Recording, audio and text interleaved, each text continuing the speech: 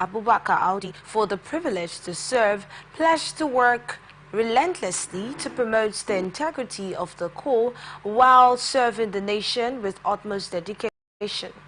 Also speaking, the zone commander in charge of Rivers, Akwa Ibom and Cross River, Assistant Commandant General Ayinla Olowo, said the new commandant is an experienced, highly resourceful and dedicated officer who has served in various capacities in NSCDC formations across the nation.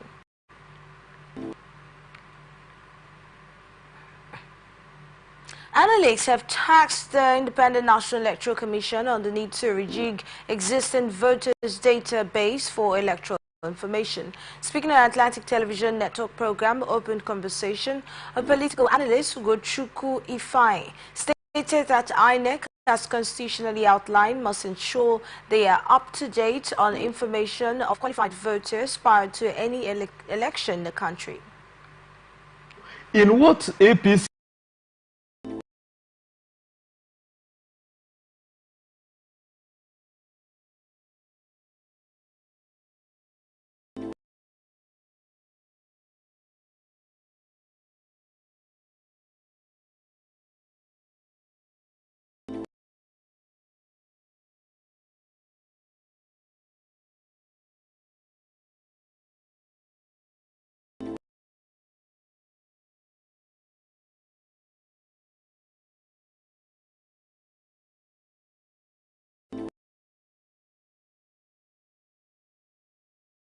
Ugochukwu tasked INEC to ensure that is dependability over the forthcoming local government election in Rivers State.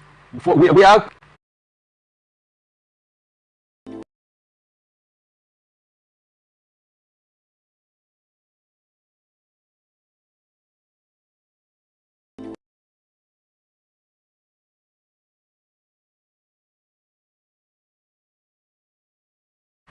This is coming as the Federal High Court in Abuja on Thursday reserved judgment in a suit filed by the All Progressives Congress against the Independent National Electoral Commission over the conduct of the local government election in Rivers State.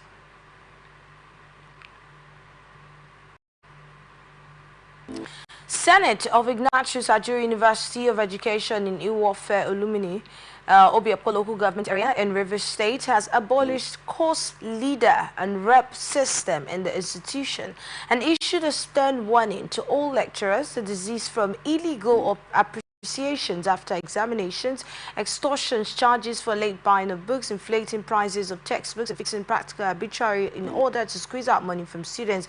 Position of the University Senate was contained in a special release signed by the acting registrar of the institution, Dr. C.A. Ajay, and occupied or copied to the acting vice chancellor, deans of faculties, all directors of academic units, public relations officer, SUG president. The institution senate regretted that these ugly acts portrayed the school in a bad light as well as attracting negative publicity. The IAUE Senate wanted lecturers to desist from the aforementioned act or face stiffer disciplinary measures. The University Senate, while condemning the act, stated that the evil is going on in departments and faculties with impunity. The Senate said all books should be sent to the bookshops to be sold at university-approved prices, while assuring that the University Senate will set a book review committee soon. The statement encouraged students to come out boldly to give useful information to the university management or chairman anti-sourcing committee with the phone number 0803-340-0185. The Senate assured the students that any report received will be treated as confidential.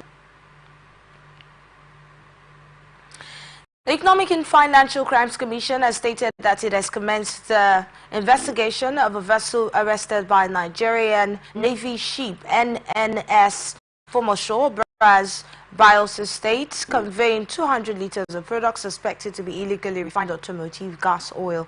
In a statement obtained from its official X handle on Friday, the Commission said operatives of Port Harcourt Zonal Directorate of the Economic and Financial Crimes Commission have commenced an investigation of a vessel, Bravo Alero, suspected to belong to oil thieves in the Niger Delta area. Former shore Captain Ifeanyi Chukwu Mabweku, while thanking the EFCC, expressed confidence that the Commission the vessel and possibly prosecute it accordingly. He also assured the Commission of continued synergy in the fight against illegal oil bunkering in the Niger Delta. Receiving the vessel on behalf of the EFCC, Chief Superintendent of the EFCC, Shitu Babatunde, assured the Navy of prompt professional investigation of the case. Bayelsa State Police Command said it has arrested suspects linked to the circulation of viral nude video of a young girl on social media platforms. This was made known in statements that shared by the State Police Public Relations Officer ASP Musa Mohammed on Friday. According to Mohammed, the 24-year-old suspect got gifts by from Obolo Marbiri in Nembe local government area, was arrested in Yanagwa, the state capital, on September 3, 2024, acting on the directive of the Commissioner of Police, Bayelsa State Command, CP Aloyenu Idu. Operatives of the Cybercrime Unit carried out a thorough investigation which led to the arrest of the suspect, got given by a 24-year-old male from Obomo Mabiri in Nembe local government area, was apprehended in Yanagwa. The command condemns the act of cyber stalking, especially targeting vulnerable individuals, and reiterates its commitment to curbing such crimes and related offences within the state. Furthermore, the command urges the public to refrain from online exploitation of individuals. Investigations are ongoing and the suspects will be charged to court accordingly. Delta State government has stopped payment of salaries of 120 health workers of the Delta State University Teaching Hospital, Ogara, who have exited the system and travelled out of the country. State Commissioner for Health Dr. Joseph disclosed this at his office when he received a courtesy visit leaders of the Ijomi communities, Ogara, Ethiopia West local government area of the state. He said the state government had undertaken an audit of the hospital's workforce after discovering that the government was still paying salaries to about 120 health workers who had exited the system. Explaining efforts so far made by the state government to properly reposition the hospital to meet its mandate, he said Governor Sheriff approved the procurement of a CT scan machine for the teaching hospital at the last meeting of the State Executive Council. He assured people of the governor's resolve to ensure that the dividends of democracy and campaign promises to the electorate were achieved, calling for cooperation and support from the communities. Earlier, while speaking on behalf of the host communities, the Councillor Ward 12, Ogara Eki Benson, assured the state government that the communities would continue to ensure that a cordial relationship exists with the hospital. Court of Appeal in Abuja on Friday struck out the appeal by governorship aspirant of People's Democratic Party in Edo State, Arthur Sene and Anselm Ojezua, seeking to disqualify the party's candidate in the forthcoming September 21 governorship election. Sene and Ojezua had in appeal prayed the Court of Appeal to set aside the April 17 judgment by Justice James Omotosho of the Federal High Court, Abuja, which dismissed their suit for being statute barred. Justice Omotosho had also held that not only did they fail to prove their claim that Ighodalo forged his voter's card, non-possession of voter's card did not constitute a disqualifying factor under the Constitution and the Electoral Act to deny a candidate from contesting an election. And the lead judgment of the Court of Appeal on Friday, Justice Hama Barka affirmed the judgment by Justice Omotosho and held that the suit filed before the Federal High Court by Ojezua and 4 others was filed out of time and started bad. Justice Baraka also agrees that the findings of Federal High Court that not only did Ojezua and others fail to establish their claim that Ighodalo forged his voter's card, their suit was bereft of any merit because it based on a flawed assumption that not possession of voter's card constitutes a ground to disqualify a candidate from contesting election. Justice Baraka proceeded to strike out the appeal for being without merit and proceeded to award cost of 3 million naira against the appellant and in favor of Ighodalo, PDP and INEC. Other members of the panel, Justices Usman, Musale and Okon Abang, agreed to the lead judgment. Residents of Benin Edo State have expressed frustration over the hike in the pump price of premium motor spirit. NNPC Retail Management had on Tuesday approved upward review of the pump price from 617 naira per litre to 897 naira per litre effective from September 3. This is amid economic hardship and persistent fuel scarcity. Checks by ATM revealed that NNPC retail stations immediately adjusted their pumps and totems, reflecting the new PMS with reportedly reaching 1,300 naira per litre at some fuel stations. The residents called for a reversal of the new price regime. According to them, the hike is already having severe impact on the local economy. Black Yogamen, leader of the Edo Market Women Association, appealed to the federal government to urgently address the situation by reverting to the old price. Ojamen warned that the increase in fuel prices would exacerbate the already high cost of food items in the country. Mr. Solomon Uwa, a poultry farmer, says that he had to increase the price of his products to cope with the rise in fuel costs. Independent National Electoral Commission has provided updates on its preparations for the Edo and Ondo state governorship elections. National Commissioner and Chairman of the Information and Voter Education Committee, Sam Olumikon, represented by the Director of Voter Education and Publicity, Marion Kim, gave the update during a press briefing in Abuja on Friday. He emphasized the media's importance not only on conveying of information but also as a key player in the democratic process, particularly during elections.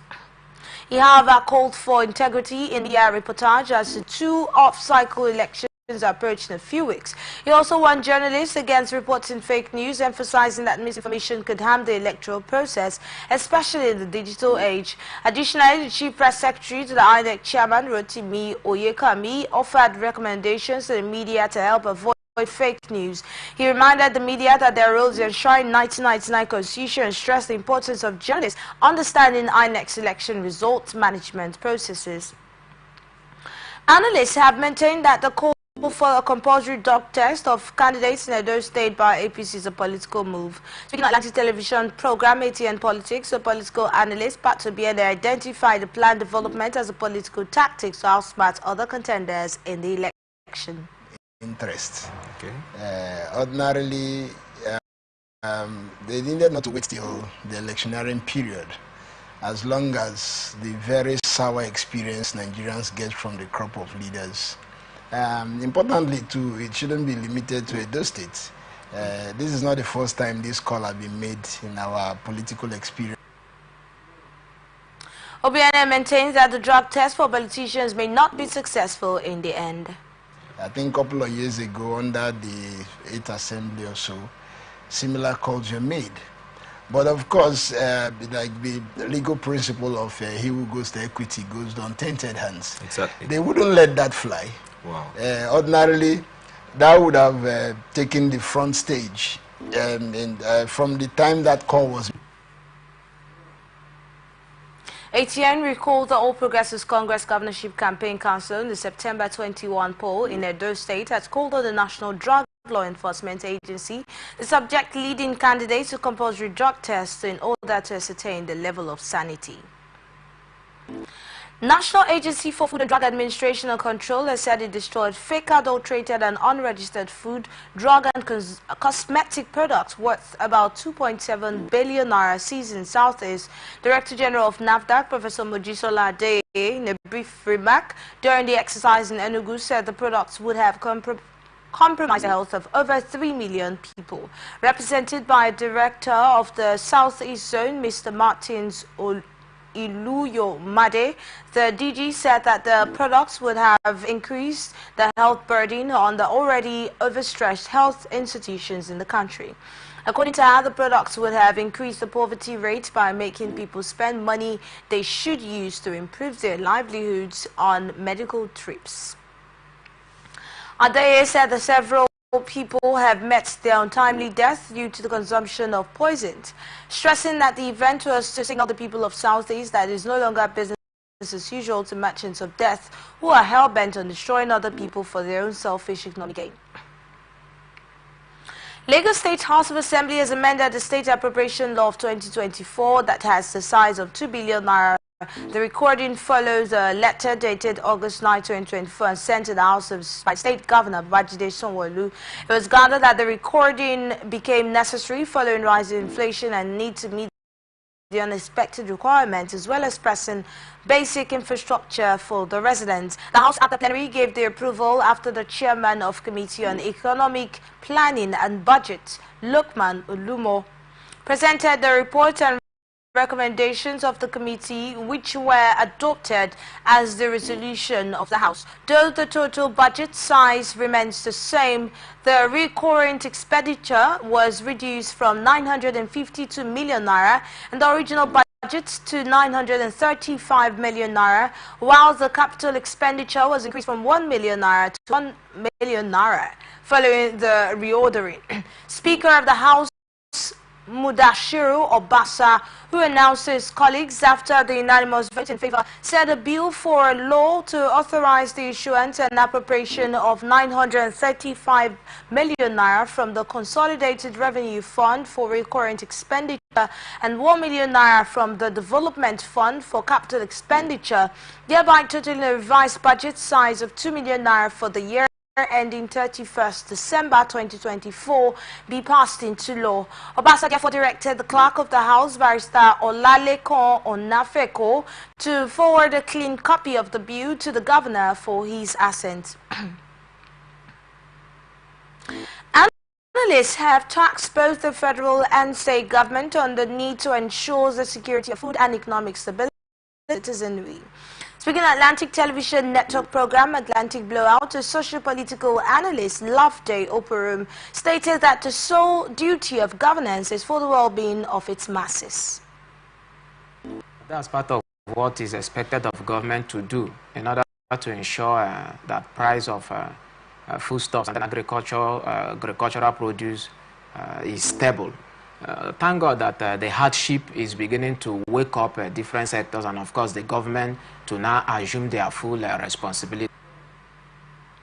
Meanwhile, Mr. Opirim urged other state governments to follow suit in tracking to the grassroots the production and food distribution chain for price control, as well as adequately funding to practicing farmers across the country. And then every state government that wants to stabilize the prices of agricultural produce and foodstuffs in their state should queue in, release the fund to the real farmers, and then monitor them. That is how the process should be. You don't release fund and then you just go and sit back in your house and expect. Of course, the farmers' knowledge is limited. Most of the farmers are not economists, they are not financial experts, so they also need, guidance in these ATN recalls days after concerns were raised over the Federal Competition and Consumer Protection Commission's perceived move to institute price control. Lagos State government has announced that it will start to trace the distribution and price of food items to ensure that consumers are not ripped off. Lagos State Task Force has apprehended 6 suspects involved in the illegal sale and display of petroleum products. The said individuals were caught hawking petrol to motorists at exorbitant rates around Fadei down to Maryland, Charity Bus Stop and Airport Road. Chairman of the agency, CSP Adetayo Akerele, who led the operations, disclosed that the current fuel scarcity is no excuse for miscreants to exploit negotiations by purchasing large quantities of petrol in gallons and kegs only to resell them at streets at exorbitant prices. He added that the unscrupulous practice and illegal sale of the arrested suspects will only burden the already struggling motorists.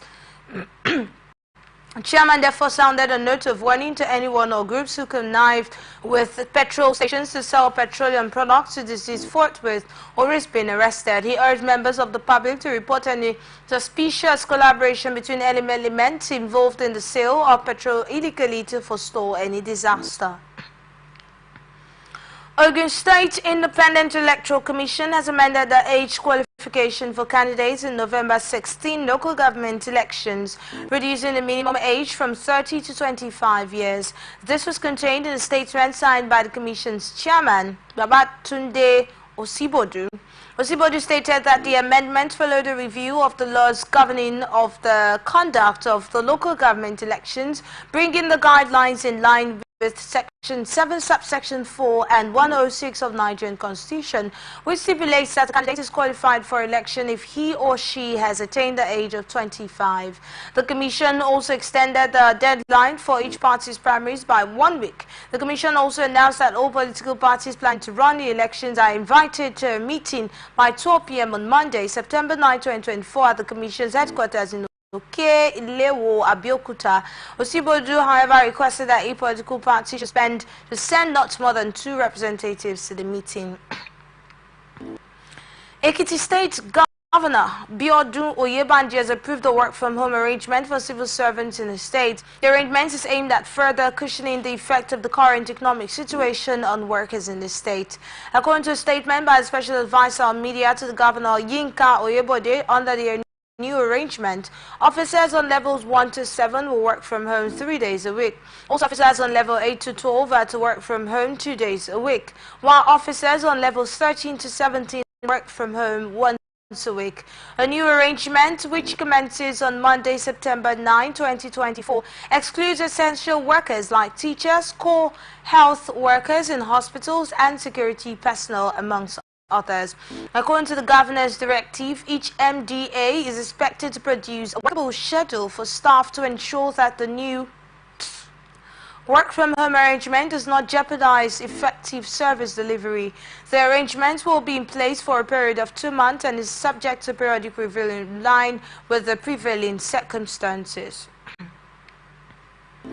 Benue chapter of the All Progressives Congress has successfully elected chairmanship and councillorship candidates of the local government election scheduled for 5th October 2024.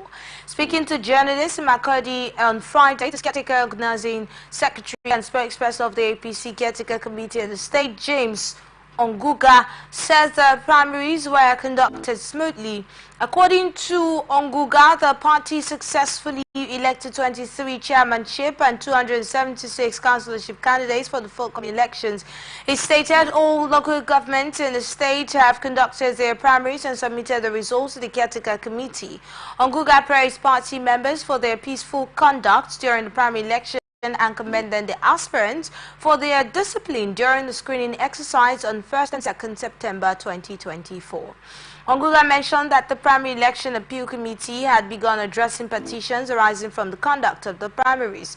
He called for cooperation and understanding from party members to ensure the overall success of the electoral process. Bauchi state government has launched a campaign aimed at legalizing mining operations in the state. The campaign also focused on educating stakeholders about the environmental and economic impacts of illegal mining. ATN reports that the move is aimed at formalizing the activities of illegal miners by encouraging them to register as cooperative societies, ensuring compliance with regulations and promoting sustainable mining practices. Addressing stakeholders in Nigi local government area, the Commissioner for Natural Resources, Mohammed Maiwada Bello, explains that the state had put in place mechanisms to assist miners in transitioning to legitimate small and medium-scale enterprises by registering as cooperative societies. Bello further reveals that the state government now requires mining investors to obtain clearance letters from the ministry's headquarters, adding that the move aimed at identifying investors, ensuring compliance with environmental regulations, monitoring security and enforcing the community development agreement to protect local communities. The commissioner further urged mining operators in Ningi local government area to pay their royalties and other revenues, stressing that the government would not tolerate any breach of corporate responsibility. No fewer than 20 persons have been confirmed dead in the last 2 weeks in Gashua, the headquarters of Bade local government area of Yobe State, following the collapse of houses during a heavy rainfall. Executive Chairman of the local government area, Baba Gana Ibrahim, told newsmen that many residents are now taking refuge in 3 designated camps. According to him, the government is providing the immediate needs of the displaced persons, such as food items, medical care, hygiene kits, clean drinking water, and food to protect them from any disease outbreak. Ibrahim is seeking more support for the federal government and donor agencies. Already, the 2 federal roads leading to Gashua have been cut off in the last 10 days, making it difficult for humanitarian workers to respond to the needs of the displaced persons. The chairman has since directed those living in mud houses to vacate to forestall further casualties from the flood. Kaduna State Independent Electoral Commission has presented a timetable for the screening exercise for councillors and chairmanship candidates ahead of the local government election slated for October 19, 2024. This contained a timetable signed by Mrs. Hajara Mohammed, chairman of the commission, issued in Kaduna on Friday. It showed that the screening exercise for all the chairmanship and councillorship candidates have been scheduled scheduled to be held on Monday, September 9 to Monday, September 16 from 9 a.m. to 6 p.m. daily, 6 p.m. daily at the respective local government headquarters. President Bola Tinubu lauded the Supreme Court's judgment affirming the constitutional rights of local governments in July, emphasizing its critical role in advancing effective governance at the grassroots level. He emphasized that the onus is now on local council leaders to deliver people-oriented services, ensuring that Nigerians at the grassroots feel the impact of governance. Zamfara state government has dismissed the claim circulating that it had provided a large sum of money to some notorious bandit leaders under the pretext of reconciliation and to allow the state government to carry out mining activities funded by the State Security Trust Fund. The state government also reaffirmed its stance on not negotiating with bandits or any criminal groups in the state. The Secretary of the State Government, Abubakar Nakwada, made this known while addressing newsmen in Gusau, the Zamfara state capital. Zamfara state had been a hotspot for illegal mining activities, primarily due to its rich deposits of gold and other mineral resources. The illegal mining operations in the region have been linked to several negative consequences, including environmental degradation, loss of government revenue, and a rise in insecurity.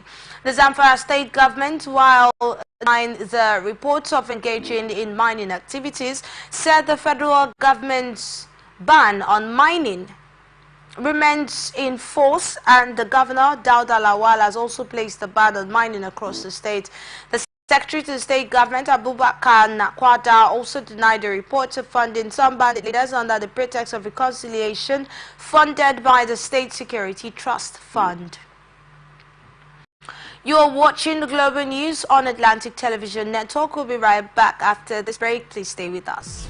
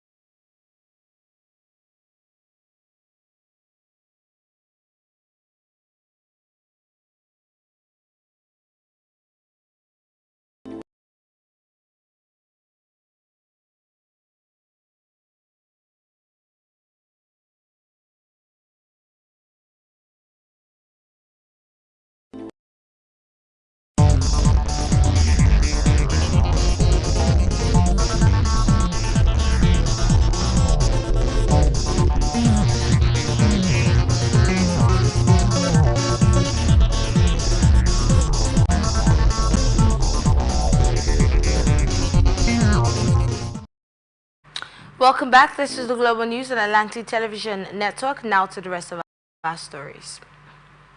President Bola Tinubu on Friday in Beijing has said he is ready to take the hard decisions to move the nation forward, even also, as always, as easy for a leader to have a national consensus on issues.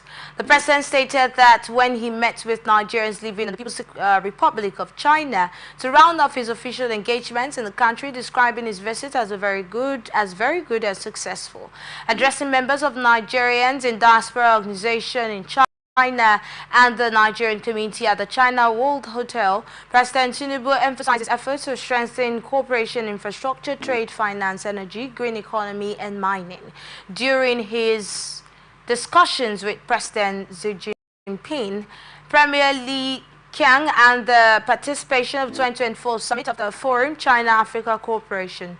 The president, in a statement issued by a spokesman, Chief Ajurun Galale, was quoted as saying, "What is utmost in my mind is for you to continue representing Nigeria as good citizens, and I urge you all to be good ambassadors of our nation in China." He emphasized the importance of discipline and commitment in national service, citing in China's disciplined society as an example for Nigerians to follow.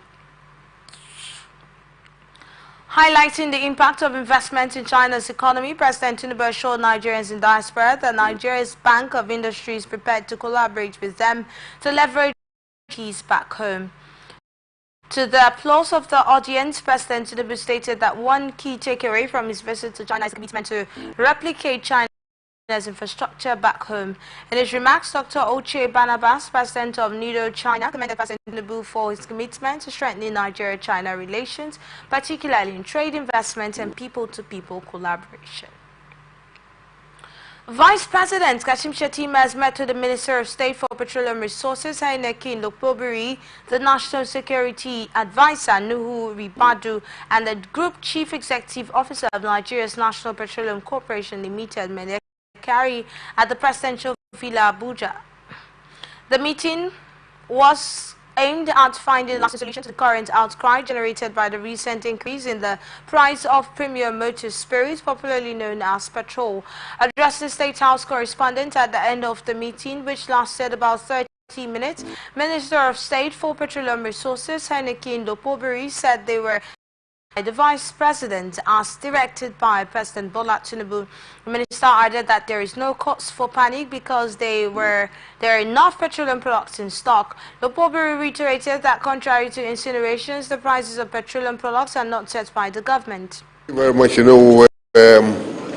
Summoned by the Vice President, who was directed by Mr. President to some of this meeting, and we've been with him to brief him what is going on across the country.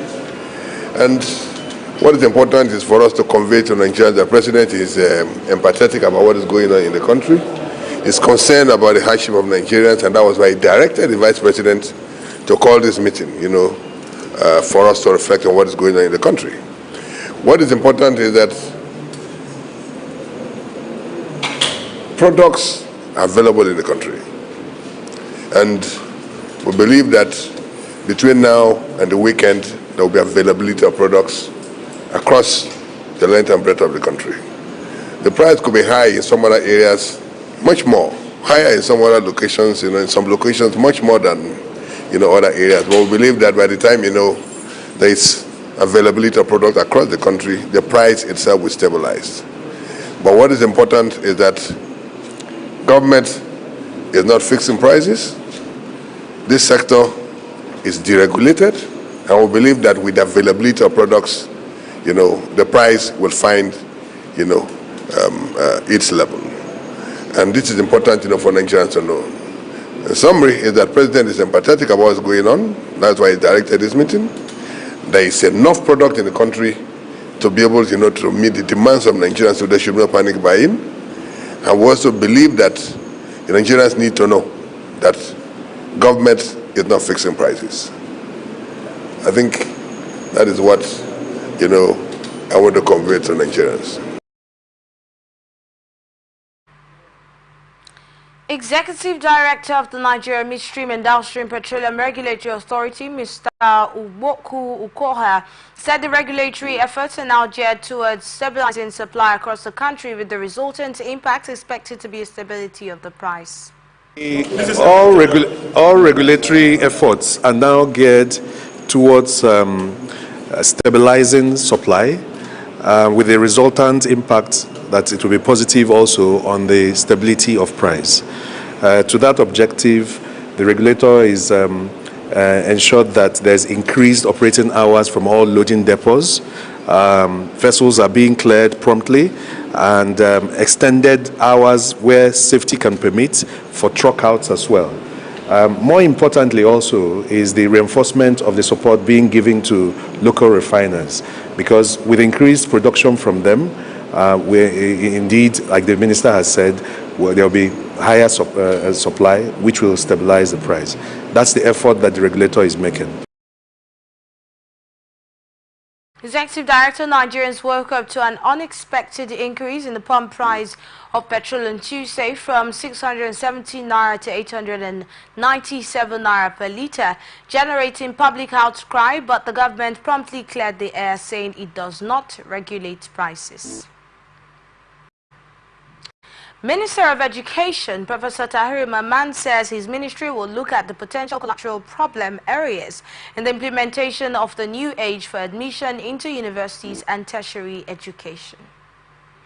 Professor Mamman says this is aimed at taking statistics of the numbers of persons that the policy will be affecting if automatically implemented this year and see how well it would be managed. The minister disclosed this when he appeared before the House Committee on Education. Minister noticed the current practice is affecting the entire society. Observed that it is in line with international standards, emphasizing the fact that it is being practiced over the year does not mean that it is, as a country, it will have to continue the same path.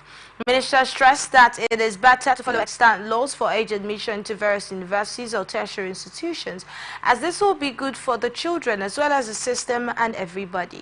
He assured that the ministry is looking at the potential collateral problem areas to identify them for better management. Now, what we are doing here is something which affects the entire society and civilization. We are talking about the development of the whole country.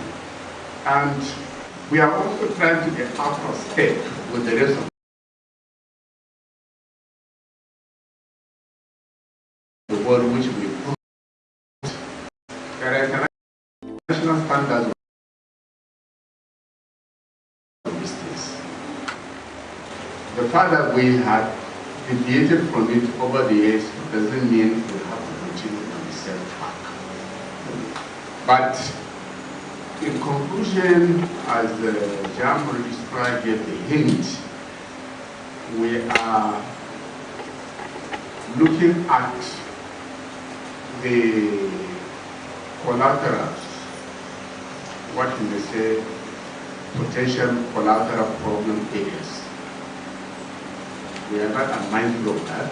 We know the numbers of those who are affected if it is automatically enforced. That's why even at that policy meeting, we stepped down implementation this year because we want to be sensitive to these young ones. Earlier, the chairman of the House Committee on Basic Education, Honorable Ofoji Obuku, said the issues of age for admission to university and tertiary institution has become an issue that created panic in society. He admitted that so many persons cannot identify the fact that the 18 years has been there in the extant law of 1982, insisting that this may encourage criminality as our children will be loitering instead of being in the university studying their books. This issue of age limit 18 has created serious panic in our society today, particularly our country.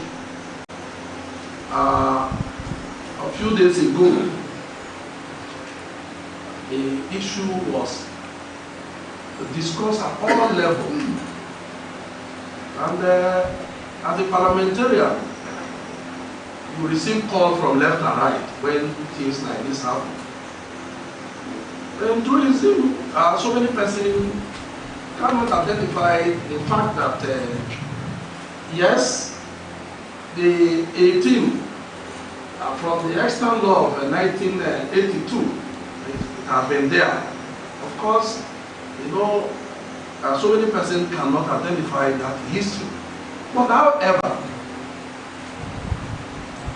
if you look at the unfolding event in our society today, to a large extent, you will look and you also appreciate some of the concern of our parents, of some of the concern of Nigeria, rising from the fact that when you look at the 6-3-3-4 and you had that 2 years gap, yes, the policy that the ministry is about to drive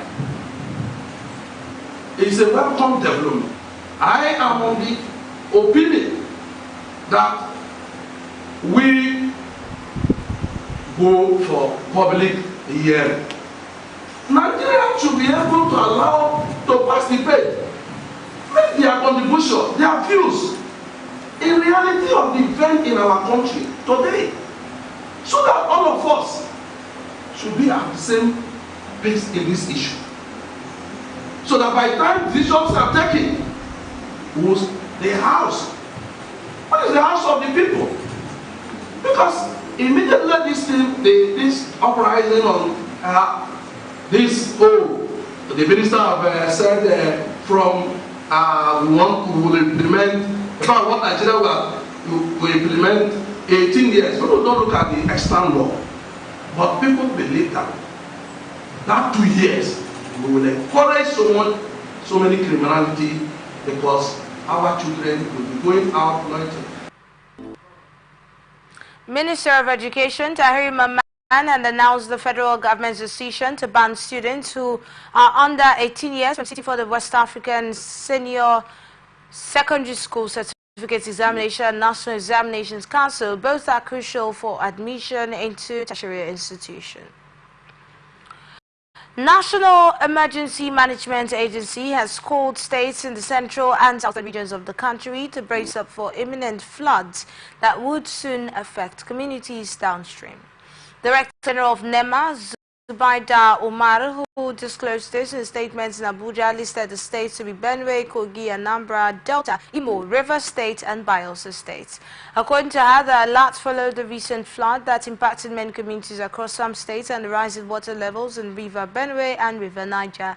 She said the advice became imperative to activate the state, local government authorities and communities to take necessary actions to mitigate against the risk of flooding, adding that it is also important to avoid the scale of losses recorded so far in areas that have been impacted.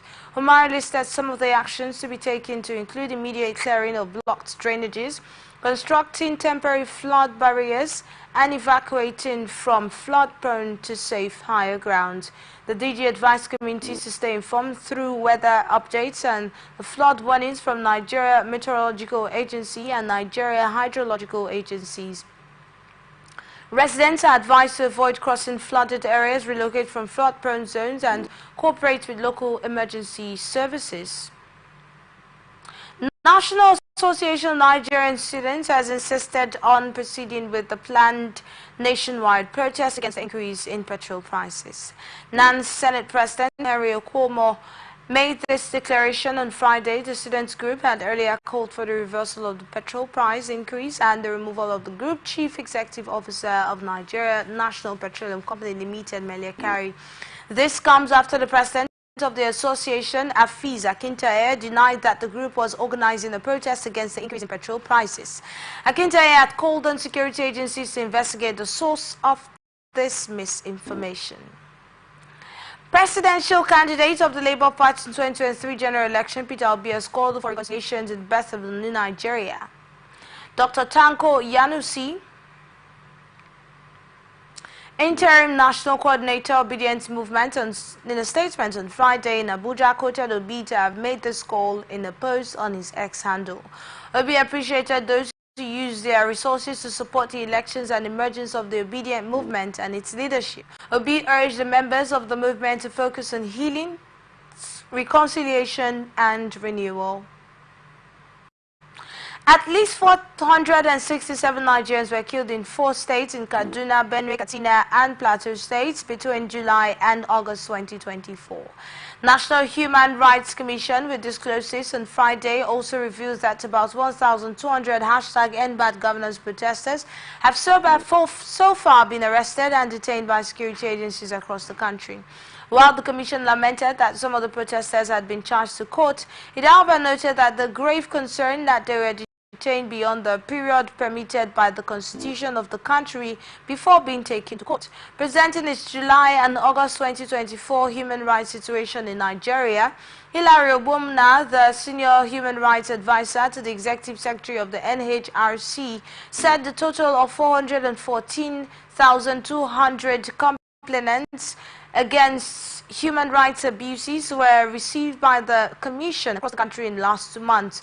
He said between July and August, a total of 142 killings were recorded in Kaduna, 137 in Benue, Katsina recorded 112 killings and 76 killings recorded in Plateau State.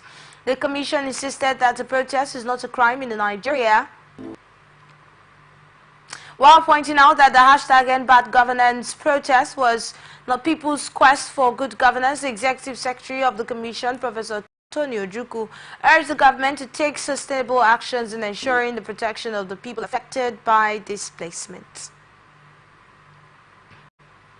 Nigerian National Petroleum Company Limited has revealed that September 15, 2024 is the date it would commence lifting premium motor spirit from Dangote refinery.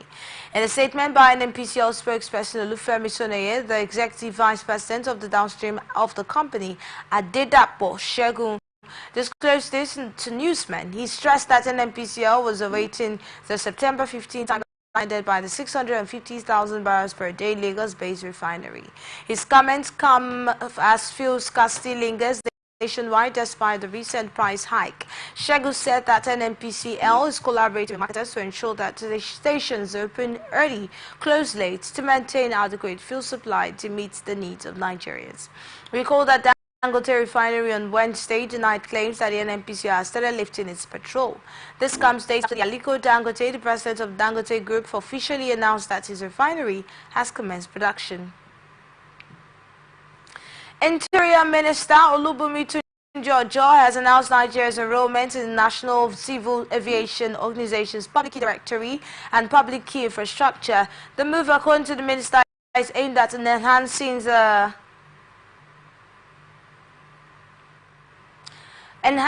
the global ranking of the country's international passports and the ease of passage, as well as beefing up international security. Tunji-Ojo in Montreal, Canada, and alongside the Comptroller General of the Nigeria Immigration Service, Kemi Nandap, participated in the import ceremony of the country's signing certificate authority led by ICAO officials. The minister, speaking shortly after the event, noted that the development was informed by the government's efforts to modernize border control systems, noting that it is expected to reduce the waiting time at airports and other points of entry within and outside the country. The minister added that the new development, amongst other renewed policies of the government, is expected to have a positive impact on the economy, tourism, and national security. Now on international tidbits, at least 17 children died after a fire ripped through their primary school dormitory overnight in central Kenya. The Blair country hillside and Dasha Academy broke out at around midnight. Police said engulfing rooms where the children were sleeping. The primary school caters to some 800 pupils, aged between roughly 5 and 12. Police said the average age of the victims was around 9 years old. Several others were injured. Onyango said 16 of them seriously and had been rushed to the nearby hospital. The cause of the fire remains unknown, she said, but an investigation had been launched. President William Ruto expressed his condolence for those killed. Thailand swore Petongam Shinawatra in a prime minister on Friday, capping a month of political turmoil that saw her predecessor thrown out of office and the main opposition party dissolved. Petongtan, the daughter of former Prime Minister Thaksin Shinawatra, took the oath in a closed-door ceremony with King Maha, officially becoming Thailand's youngest Prime Minister. The 30-year-old leader was later seen greeting reporters before entering an official vehicle and leaving Government House. Patontan replaces Shweta Thavisin from her two-Thai party after the kingdom's constitutional court sacked him in mid-August for appointing a cabinet minister with a criminal conviction. Our 36-member cabinet includes 8 women, a record for Thailand. Now on entertainment, reports have it that Nigerian artist and songwriter Jaya is taking the music world by storm with the release of his highly anticipated single and music video, Don't Tell, released under the Shortid label and distributed by Dapper Music. This release marks a significant milestone in Jaya's beginning career both in Nigeria and internationally. Jaya introduces his Afro-global sound, a dynamic blend of Afrobeat and dancehall, in this captivating undercover love song. The track and its visually stunning video offer an immersive experience showcasing Jaya's ability to blend vulnerability with a confident, charismatic persona seamlessly.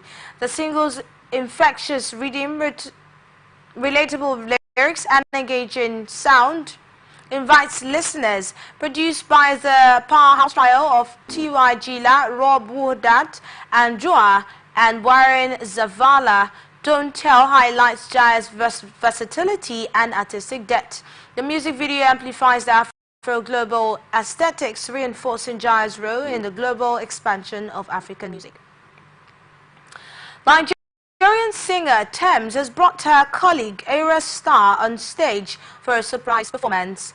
The two superstars performed together in New York during Thames' ongoing tour. Thames, who is currently on tour across America, also brought American singers like J. Cole, John Legend, and others on stage. However, the highlight of a New York show was the moment she brought her Nigerian colleague Era Star on stage to perform one of her songs.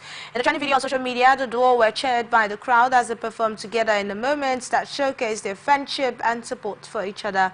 Thames and Era Star are among Nigeria's finest global exports, whose music has won them notable awards and millions of fans. Nollywood actress Jumoke George has cautioned Nigerian ladies against undergoing Brazilian butt lift surgery. Jumoke notes on her Instagram page warned that women are risking their lives unnecessarily. Recall that the Lagos State Police Command arrested a medical doctor, Ida Bassi, in connection with the death of a 36-year-old woman identified as Abiola during a butt enlargement surgery.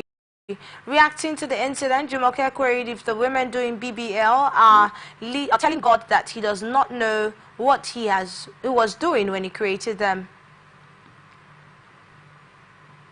Atlanta rapper Rich Homie Kwan, whose real name is DeQuentis Devontae Lama, has died at 34.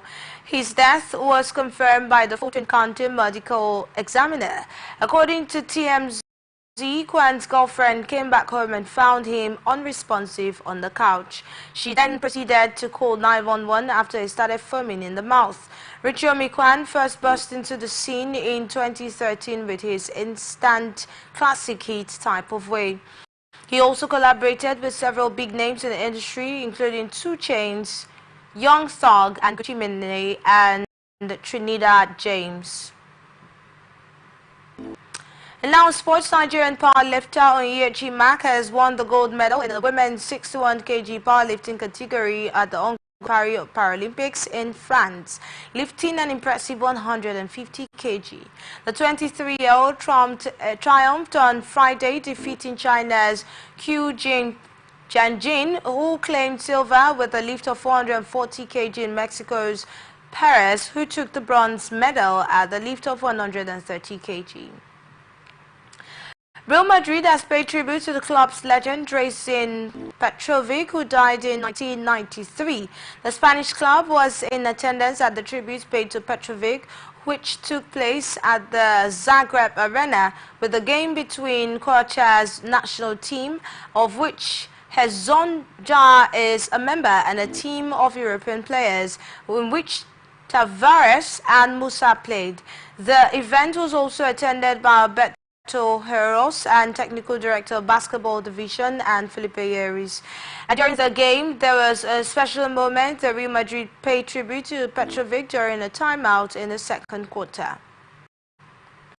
Heros and Rees went out to the center of the court and presented Asha Petrovic, the legendary Real Madrid player's brother, with a commemorative plaque to a team jersey with the name and number of that of Petrovic wore for Madrid. Petrovic played for Real Madrid in 1988 and 1989 season. He left an indelible mark on his time at the club. After Cristiano Ronaldo reached his milestone of 900 career goals, Guinness World Record acknowledged him in the greatest of all time by responding to debate on social media posts with a goat emoji. This subtle recognition further emphasized his legendary status in football. Following his historic achievement, Ronaldo's 900th goal solidified his standing in international men's football and across club competitions, surpassing rivals like Lionel Messi and many others. In a late X post, Guinness World Record quoted a BBC post celebrating Ronaldo's historic new record, where it posted 900 career goals for Cristiano Ronaldo. Ronaldo scored his 900th career goal during Portugal's UEFA Nations League opener against Croatia. The goal came in the 34th minute of the match when Ronaldo volleyed in a cross from Nuno Mendes, securing a 2-1 victory for Portugal. This goal not only helped Portugal win but also marked a historic moment for Ronaldo, making him reach 900 goals across his international and club career. And that's the global news for tonight, but before we go another look at the major stories. Rivers NSCDC gets new commandant. Courts reject case. VP Shatima speaks on fuel price hike, and MPCL gives dates to lift Dangote petrol. Fire kills 17 pupils in Kenya. Atlanta rapper found dead at 34. Max sets world record at Paralympics. I am Enidoye Jackson. Thank you for listening. Follow us on all of our socials on Facebook and YouTube at Atlantic Television Network, on Instagram and TikTok at Atlantic TV Network 1, and on X at Atlantic TV Net. Watch us live on our website at www.atlanticnetwork.tv. Peace and unity are the pathways to progress. Thank you for watching. I'm Enidoye Jackson. Have a very good night.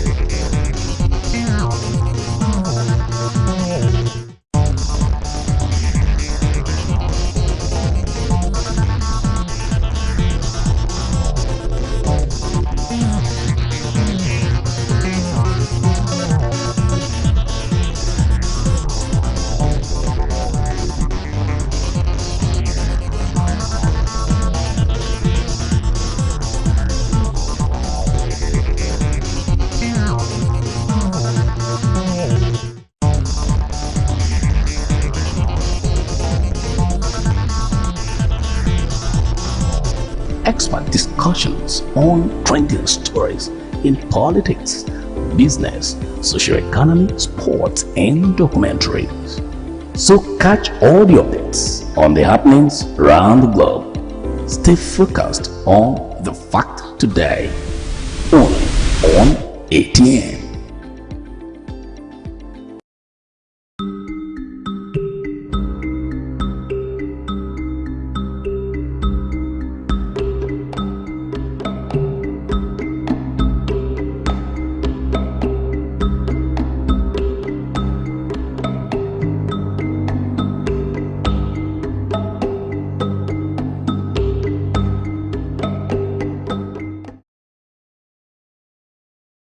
Nnamdi Benjamin Azikiwe was born on the 16th of November 1904 and passed away on the 11th of May 1996. He was a Nigerian statesman, journalist, nationalist, and political leader who served as the first president of Nigeria from 1963 to 1966.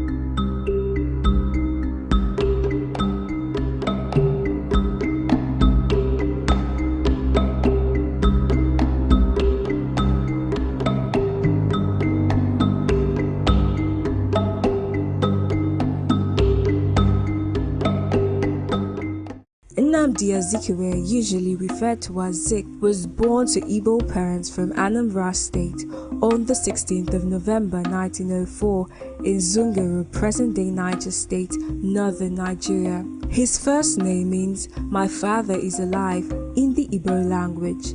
His father, Obed Edom Chukwuemeka Azikiwe, a native of Onye Onitsha, was a clerk in the British administration of Nigeria who traveled a lot as part of his job.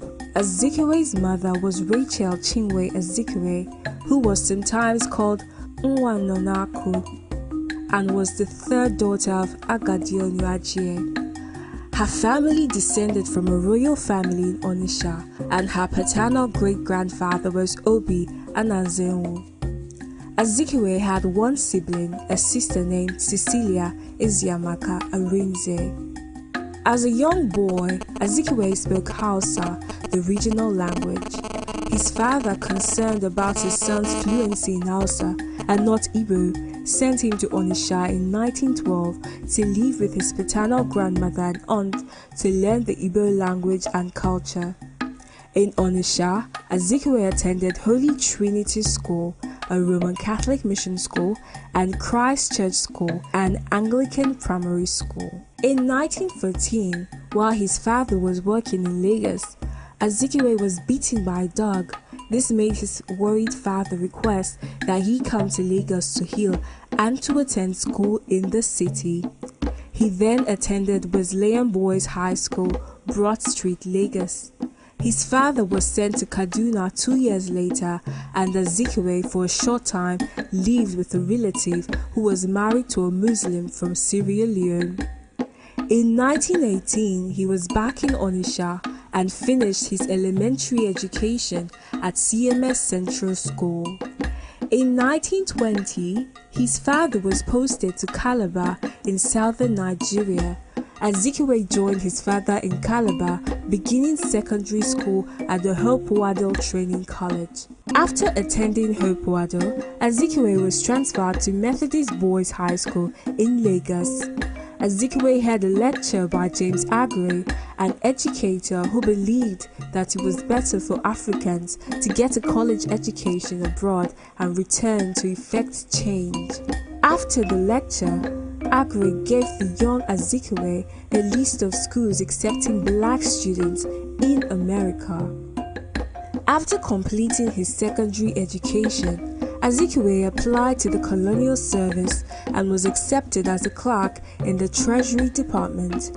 His time in the Colonial Service exposed him to racial bias in the colonial government and made him more determined to travel abroad for further education.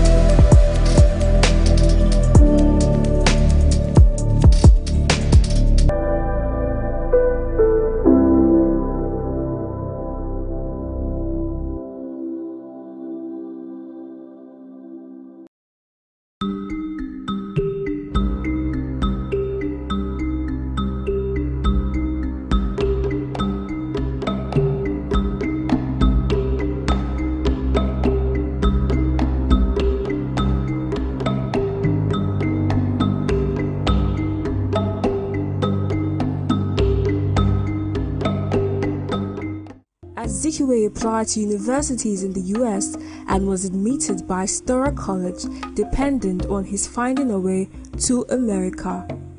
To reach America, he contacted a sailor and made a deal with him to become a stowaway.